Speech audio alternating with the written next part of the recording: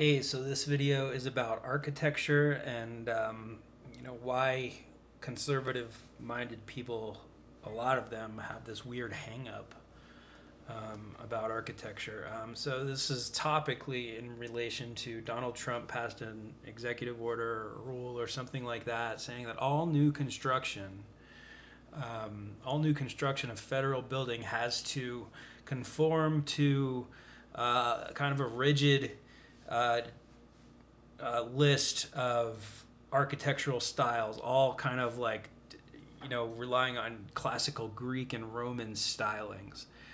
Basically, just like stuff like, the White House was built and stuff like that. They want to go back to all federal buildings need to be done in these type of styles, or even more modern, like Art Deco style. They're reacting against these like more postmodern type of architecture and Soviet brutalism and other types of like more modernist looking architecture. And this isn't just Trump being kind of weird about buildings. This is something I've heard echoed for years. That dude, Paul Joseph Watson, who's on Alex Jones's show, made videos whining about architecture. And a lot of conservative minded people have this weird hang up about buildings. And I think there's definitely something like psychosexual or something about this. Like, why would you give so much of a fuck about the style of buildings? There's some buildings I like around town here. There's some buildings I don't. I personally enjoy the kind of architectural styles that they're lashing out against. I think, sometimes the weird lines and kind of just angles and stuff like that, I find that interesting. And I think in certain places it looks great.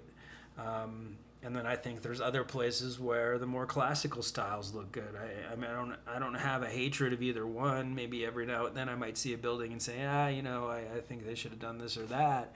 Everybody has an opinion, but to make it into like an issue, and then for Trump to be so wrapped up in this like weird obsession with buildings that he passes a rule like that.